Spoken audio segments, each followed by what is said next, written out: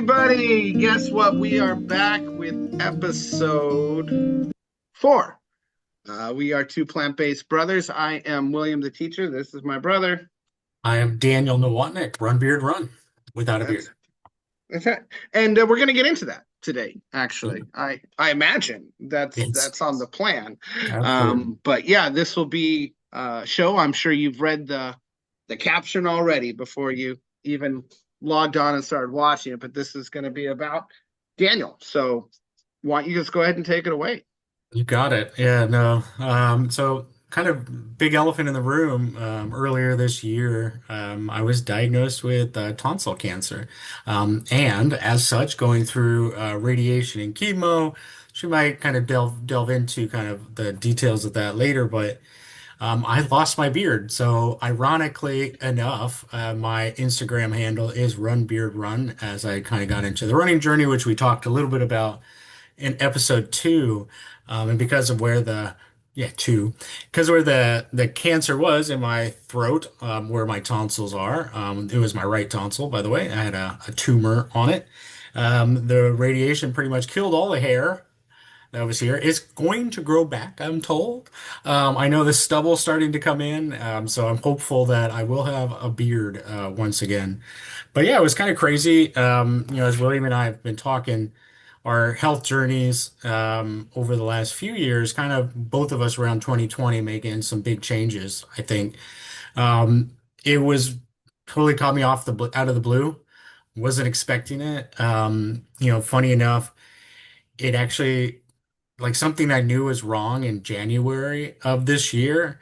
William, do you happen to know what a uvula is? Yeah, Like, it's the thing that hangs down in the back of your throat like this.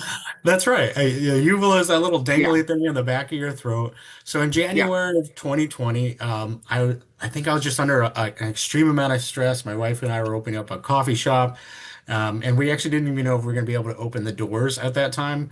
There was a fire that broke out. The evacuation was across the street from our house. So like we were like on the cusp of having to be evacuated from our house because of a wildfire in the mountains by where we live. So stress levels were extremely high. And then the next week I discovered my uvula was touching my tongue. I can't imagine anybody knowing what that might feel like. Yeah, think about it, right? Oh, It felt as if I was constantly swallowing something or choking on something. So I was like, sounds this isn't right. uncomfortable. Yeah, Yeah. totally uncomfortable. This isn't right. I was like, okay, maybe it go away after a couple of days. It didn't. So I didn't really want to go to the doctor because we had a lot going on. So what I did is I did an online appointment, just like we're doing right now over Zoom. Did an online appointment, told them kind of my symptoms. They gave me some antibiotics, prescribed that. They say likely it's like an infection, and that's what after searching online too, that's what it looked like to me. So I was like, okay, cool, antibiotics. They prescribed that. It did absolutely nothing. It still was touching my tongue after taking that for several days. So fast forward about a month, I decided to go into urgent care. I'm like, this is ridiculous. It's been a month and still nothing has happened. Into urgent care, actually see a doctor. They actually give me to my primary, which he was on vacation. By the way, and this is not to talk ill of the healthcare workers by any means. However, I went in on Valentine's Day, and I just must say this. I think they had the B crew on staff because it was a Friday and there was nobody at this hospital. Also, very no waiting in the urgent care, by the way. Nobody wants to go to urgent care on Valentine's Day, apparently. So I see this doctor. He's not my normal doctor. He has like stains on his coat. Didn't really register as like I'm getting great, medical advice here. He looks What he kind of looks at stains are we talking? We did like blood stains? Was this out of a nah. horror movie? That's a great question because that like you really went with imagination. I didn't think about that. I thought it was obvious. Like food stains, like almost like he spilled his Oh, lunch like on his coat or something. So that's the kind of doctor after surgery you find like a scalpel still inside? Yeah. Okay. yeah, right. Nice guy, an older gentleman, looked like he was getting closer to retirement than Mhm. anything.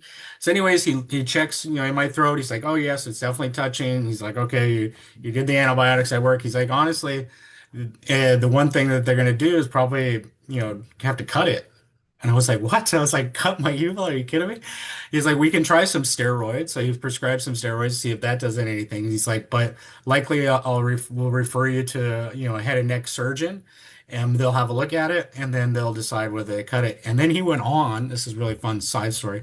He went on to say, don't trust surgeons because all they want to do is do surgery. So I was like, okay, great. Thanks, pal. So anyways, take the steroids. That does nothing. So we fast forward to March. I finally get the referral to the head and neck surgeon. I go in, and this was happened to be the week that William and I were actually getting ready for our first 24-hour race together, which was the Pirates Cove Pirates Ultra. Cove. Oh Pirates yeah. Cove Ultra, which we're gonna do a whole episode on that one because Yeah, we'll that's do a just a whole great episode story. on that one. That was the big one. That was our Yeah. first one. Yeah. So this is that week. So I think I went in on a Wednesday. Our race was on. I think we started on Friday morning, right? Yeah. And so I go in just thinking like, okay, they're gonna say something. Oh yeah, we can do this. I honestly had no idea what they would say. The doctor takes a look at my throat and he very plainly says, you have a tumor on your tonsil. And I just remember it being an outer body experience and just feeling like I was in a movie. Like I've seen so many movies, or we've seen like when people are diagnosed with either terminal illnesses or the big C, right, the cancer, and just completely became like out of myself all of a sudden, just like turned cold. Because as soon as he said tumor, he followed up with, and it's likely cancer. I was like, okay, like wow. And so and he was a head and neck doctor, like a ear, nose, and throat doctor, I think. So then he had the surgeon come in and take a second look, and he said, yeah, absolutely, it looks cancerous.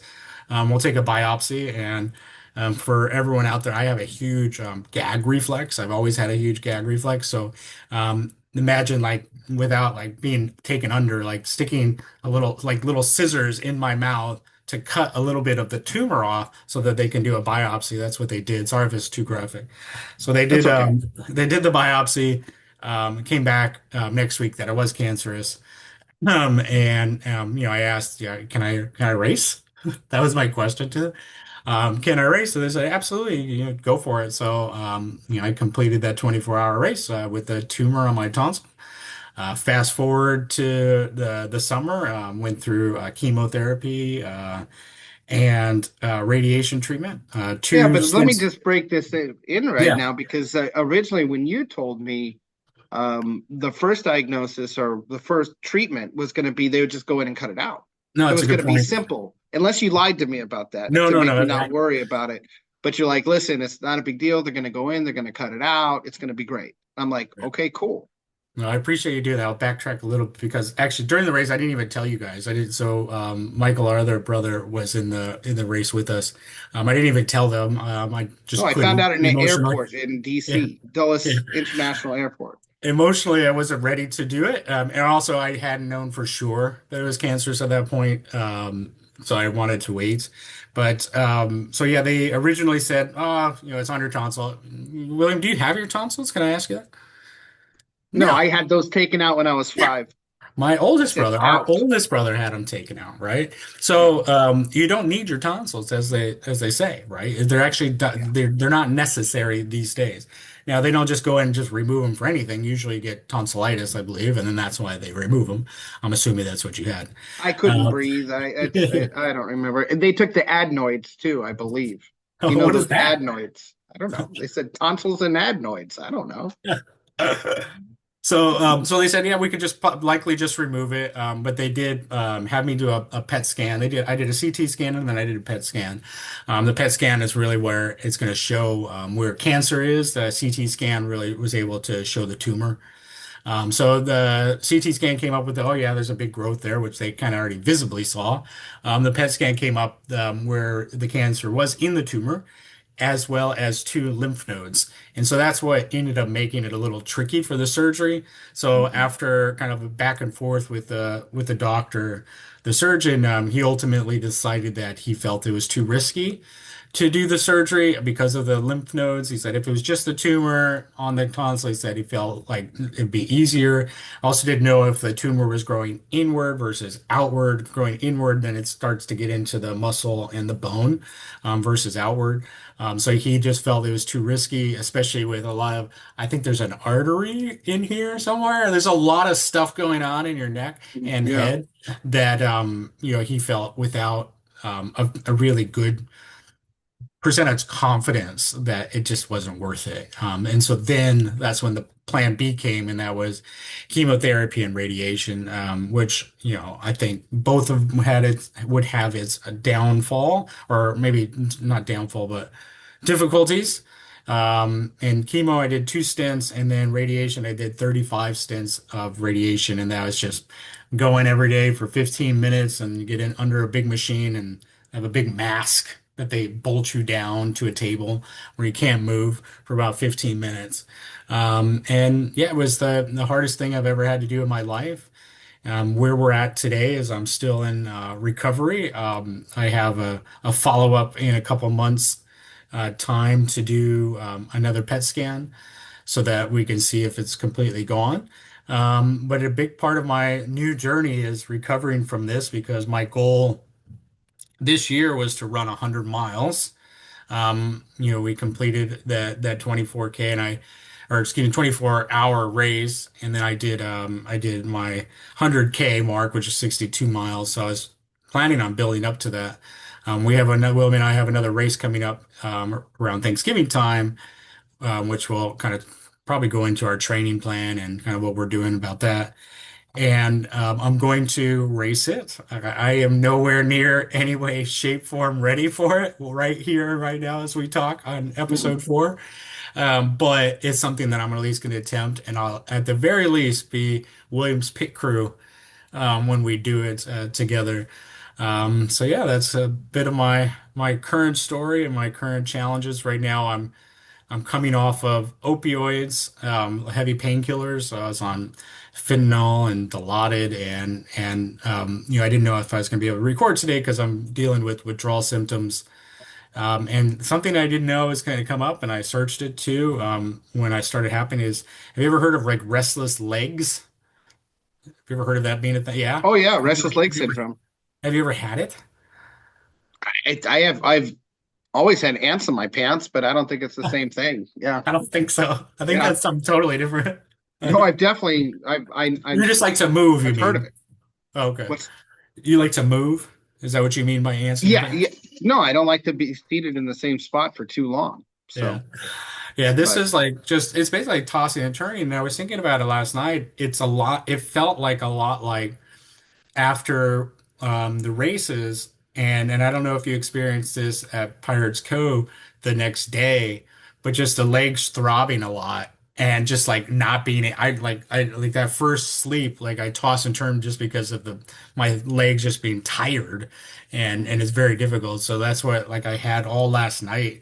I got like 3 hours of sleep. I couldn't really fall asleep very easily because of the tossing and turning of my legs, and it just seems so weird and bizarre. It's like a little achy. It wasn't too painful, but it was just achy.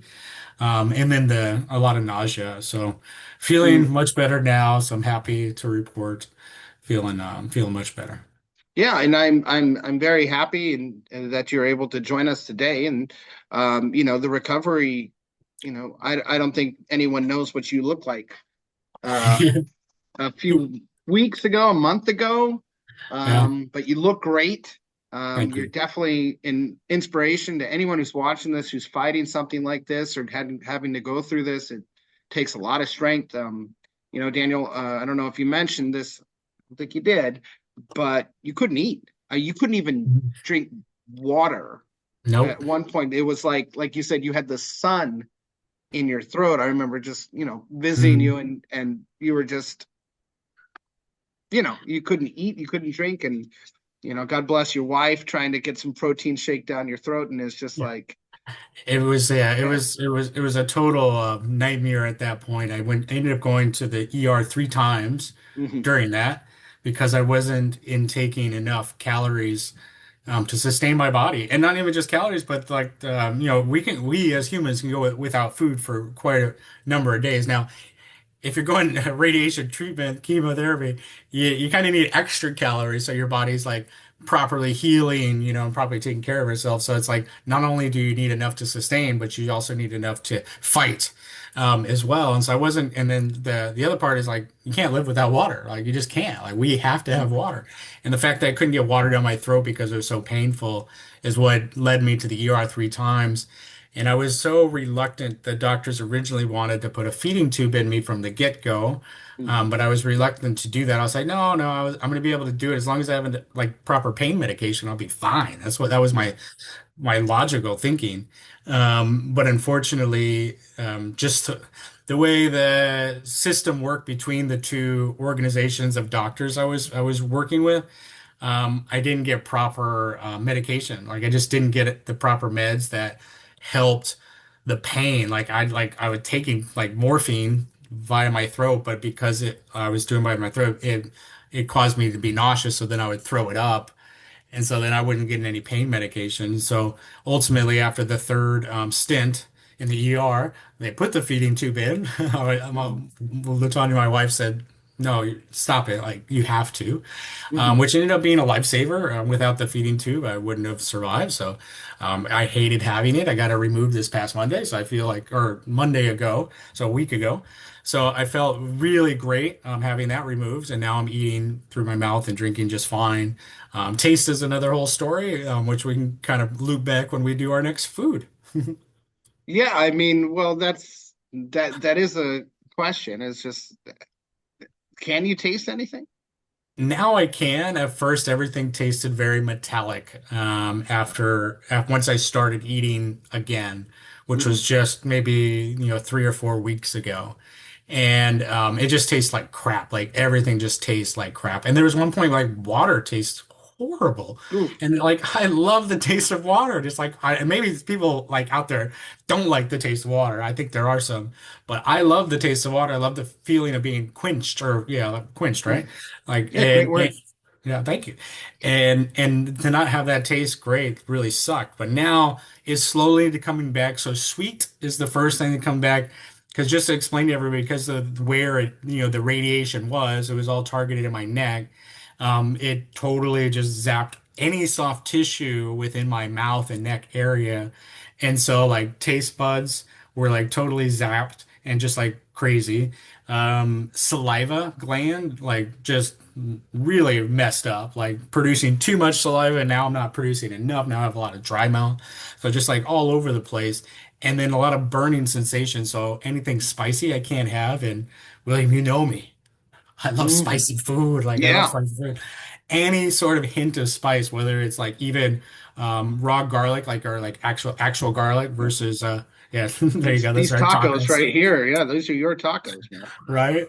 Yeah. And then yeah, anything spicy does not do well. And then like savory is slowly coming back. So like I'm starting to get there with it slowly but Yeah. surely.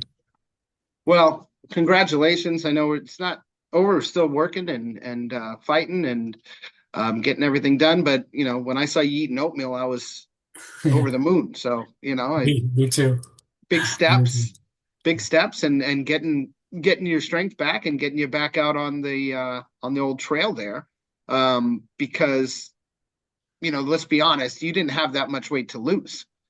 You were not a heavy person, but you did lose a lot of weight during this, and I it's did. going to take a little bit of time to get everything back, and you're on the right track. And thank you so much for sharing your story with everyone. And you Appreciate know, it. there's a it's a long road, but if you know anyone going through this, and try to be supportive as possible. But in the end, you're going to have to go through hell, Yep. right? No, And please. And it takes a village. Like it was your support, mom's support. Obviously, my wife, like she's took the brunt of the support. yes. Without a team, I wouldn't have been able to get through it. And honestly, a lot of it too to praying just for strength Mhm. has helped me get through it. And for anybody out there is going through it and has questions about my journey, happy to answer. Leave some comments. Happy to comment back. Um, It's been a journey, and I appreciate you allowing me to share.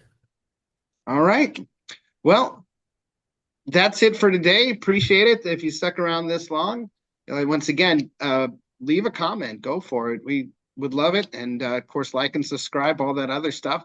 There'll be more stories as we come along. But one thing I think we should kind of discuss before we go anywhere, Hmm. that it was just, you know, you getting tonsil cancer. Hmm. Um, it's just a crazy thing, it's not something I've ever even heard of. Right. And it could happen. So just keep the checkups and keep checking up on yourself. And anyone out there, you got your uvula touching your tongue, you go get it Go checked to the out. doctor. And when the doctor says, we're just going to give you some antibiotics and some steroids, say, do you know, Daniel? Yeah, Yeah, let's get a PET scan in there too, you know? yeah, let's go ahead and do that. Let's go ahead. All right, that's all we got. Peace. Peace. See you.